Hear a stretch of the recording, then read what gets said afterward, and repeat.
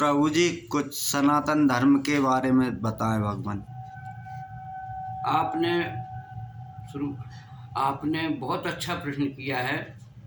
हमारा अभी पिछला वीडियो जो सनातन धर्म के बारे में सत और तन सनातन, हमने दो शब्द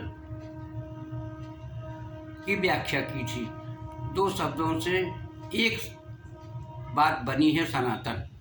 सत अलग है और उसका तन अलग है। सत और तन मिला करके सनातन बना। सत क्या है? सत जो सत है वही व्यापक हो है। जो व्यापक है, जिसका संसार में व्याप्त है, वो व्यापक हो रहा है। उसका अभाव नहीं है। संसार में सत का अभाव नहीं है और असत का अस्तित्व नहीं है। ये उसका सत की परिभाषा है। सत की परिभाषा है सत का अभाव नहीं है और असत का अस्तित्व नहीं है। जो सत है वो हमेशा से है।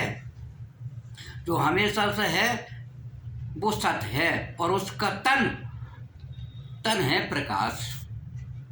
जो प्रकाश है, उसका जो फैलाव है, सत का जो अनुभव हो रहा है इंसान को, वो उसका प्रकाश है। जो प्रकाश से, उसके प्रकाश से जो इंसान प्रकाशित हो रहा है, संसार प्रकाशित हो रहा है, संसार चलायमान हो रहा है उसके प्रकाश में, वो तन है। इसलिए सत का तन सनातन। सत का जो तन है वो सनातन है। उस सनातन को समझो और समझ के उस सनातन को समझो कि ये सनातन कहाँ से आया, कैसे आगे प्रकट हुआ और कैसे आगे बढ़ा।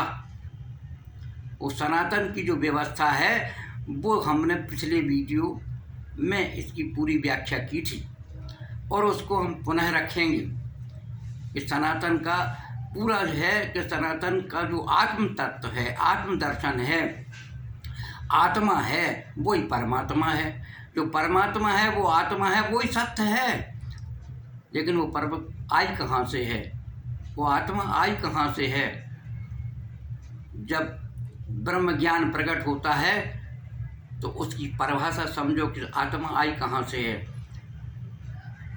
जब ब्रह्म ज्ञान प्रकट होता है तो न वो सत है, न वो असत है, न वो अव्यक्त है, न वो व्यक्त है, न वो रात है, न वो दिन है, वो शिव है। जो शिव है वो व्यक्त नहीं है, न व्यक्त है न अव्यक्त है। वो शिव ही है जो निराकार है। वो शिव ही है जिसमें कल्याण की भावना छिपी हुई है। शिव कल्याणकारी है, ये सब जानते हैं। हर व्यक्ति ये जानता है शिव कल्याणकारी। जो कल्याणकारी भावना है वो आत्मा है। जिसमें कल्याणकारी भावना है वो आत्मा है।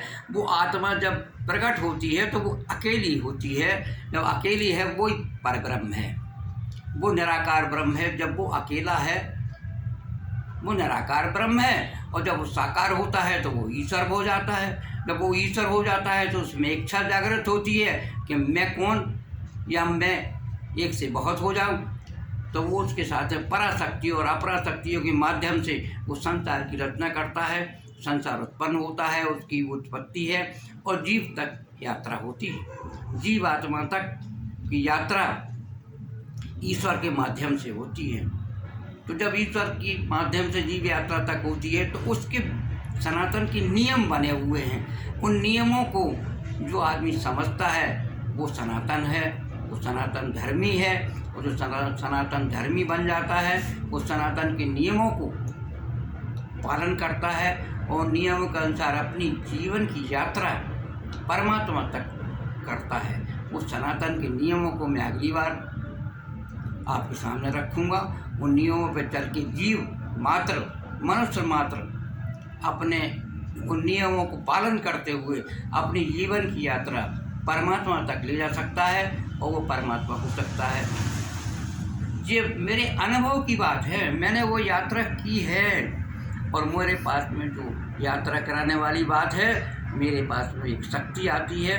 उसको पराशक्ति कह सकते हो, महामाया कह सकते हो, उसको कोई भी नाम दे सकते। अवर्तनीय शक्ति है वो आकाशवाणी करती है हृदय में, और उसने आकाशवाणी करके मुझे उस परम तत्व से जोड़ दिया जो परमात्मा है। मैं परमात्मावत होकर के आपसे जो कुछ कह रहा हूँ वो परमात्मावत होकर कह रहा हूँ। केवल मुझ में और परमात्मा में केवल इतना अंतर है, केवल इतना अंतर है मुझ में और परमात्मा कि वो चेतन सत्ता है। मैं जीव होकर परमात्मा जरूर हो गया हूँ, लेकिन चेतन सत्ताधारी में नहीं हो सकता, क्योंकि जीव को सत्ता नहीं मिल सकती।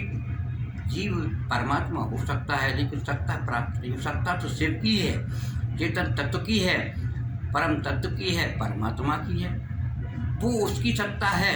उस सत्ता के अधीन सारे धर्म हैं, सारे संप्रदाय हैं, सारे जीव हैं, चाहे वो विश्व का कोई भी हो, वो कितने भी धर्म चल रहे हों, वो सब सनातन धर्म के अंतर्गत आते हैं, क्योंकि जीव मात्र जो है वो सनातन है।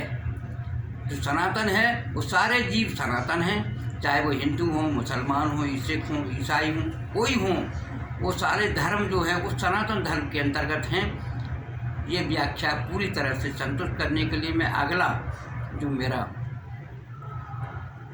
व्याख्यान होगा उसमें मैं इस पर करूँगा। मैं अपनी वाणी को यहीं विराम देता हूँ।